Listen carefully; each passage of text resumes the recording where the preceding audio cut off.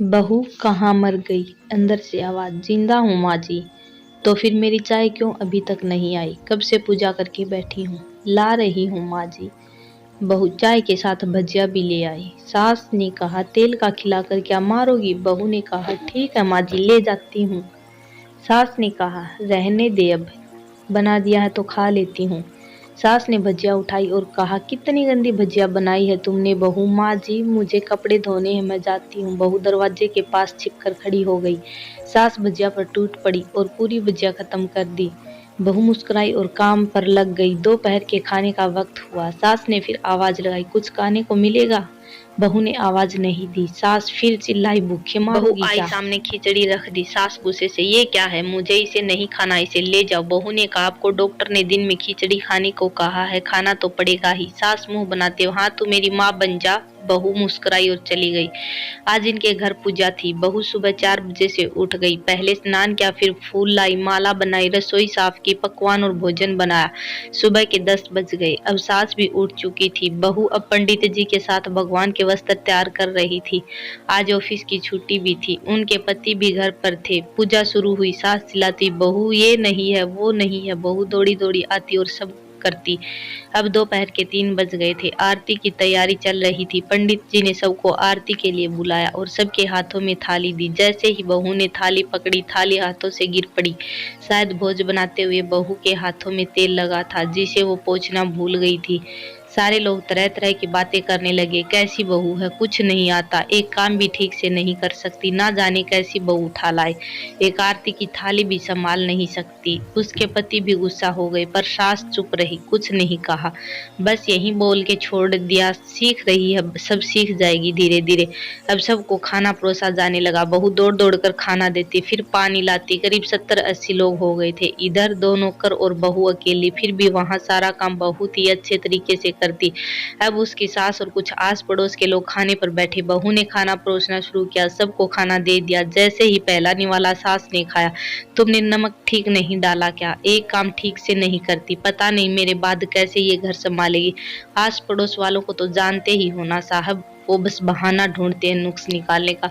फिर वो सब शुरू हो गई, ऐसा खाना है, ऐसी बहू है, ये वो वगैरह वगैरह। दिन का खाना हो चुका था। अब बहू बर्तन साफ करने नौकरों के साथ लग गई। रात में जगराता का कार्यक्रम रखा गया था। बहू ने भी 1-2 गीत गाने के लिए स्टेज पर चढ़ी।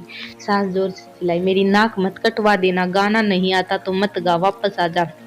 बहू मुस्कुराई और गाने लगी।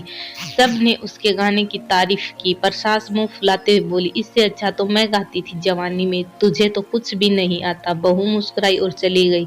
अब रात का खाना खिलाया जा रहा था। उसके पति के ऑफिस के दोस्त साइड में ही ड्रिंक करने लगे। उसका पति चिल्लाता, थोड़ा बर्फ लाओ, तो सास चिल्लाती, यहाँ दाल नहीं है, फिर चिल्लाता, कोल्ड ड्रिंक नहीं है, पापड़ ले आओ। इधर उधर आखिर में उसके पति की शराब गिर पड़ी उसके एक दोस्त पर और बोतल टूट गई। पति गुस्से में 2 जापड़ अपनी पत्नी को लगाते हुए कहता, जाहिल कहीं की, देखकर नहीं कर सकती, तुझे इतना भी काम नहीं आता। सारे लोग देखने लगे। उसकी पत्नी रोते हुए कमरे की तरफ दौड़ी। फिर उसके दोस्त ने कहा, क्या यार, पूरा मूड खराब कर दिया, यहाँ नहीं बुलाया होता, हम कहीं और पार्टी कर। कैसे अनपढ़ गंवार भी ला रखी है तूने, उसे तो मेहमानों की इज्जत और काम करना तक नहीं आता, तुमने तो हमारी बेइज्जती कर दी। अब आस पड़ोस की औरतों को और बहाना मिल गया था। वो कहने लगी, देखो क्या कर दिया तुम्हारी बहू ने, कोई काम की नहीं है। मैं तो कहती हूँ अपने बेटे की दूसरी शादी करा दो, छुटकारा पाओ इस गंवार से। सास उठी और अपने बेटे के पास जाकर उसे थप्पड़ मारा और कहा, अरे नालायक, तुमने मेरी बहू को मारा, तेरी हिम्मत कैसे हुई, तेरी टांग तोड़ दूंगी। उसके बेटे के दोस्त कुछ कहने ही वाले थे कि उसकी माँ ने घूरते हुए कहा, चुप, बिल्कुल चुप, यहाँ दारू पीने आए हो, जबकि पता है आज पूजा है और तुम्हें पार्टी करनी है। कैसे संस्कार दिए हैं तुम्हारे माता पिता ने, और किसने मेरी बहू को जाहिल बोला? जरा इधर आओ, चप्पल से मारूंगी अगर मेरी बहू को किसी ने शब्द भी कहा तो। अरे पापी, तूने उस लड़की को बस इसलिए मारा कि तेरी शराब टूट गई। पापी, वो बच्ची सुबह 4 बजे से उठी है, घर का सारा काम कर रही है, न सुबह से नाश्ता किया, न दिन का खाना खाया, फिर भी हंसते हुए सबकी बातें सुनते हुए, ताने सुनते हुए घर के काम में लगी रही। तेरे यार दोस्तों को वो अच्छी नहीं लगी, जूते से मारूंगी तेरे दोस्तों को जो कभी उन्होंने ऐसा कहा। उसके यार दोस्त चुपके से खिसक लिए। अब सास बहू के कमरे में गई और बहू का हाथ पकड़कर बाहर लाई। सबके सामने कहने लगी, किसने कहा था अपनी बहू को घर से निकाल के दूसरी बहू ले आना? जरा सामने आओ। कोई सामने नहीं आया। फिर सास ने कहा, तुम जानते भी क्या हो इस लड़की के बारे में? ये मेरी माँ भी है, बेटी भी।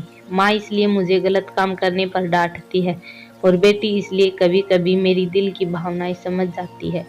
मेरी दिन रात सेवा करती है, मेरे हजार ताने सुनती है, पर एक शब्द भी गलत नहीं कहती, ना सामने ना पीठ पीछे।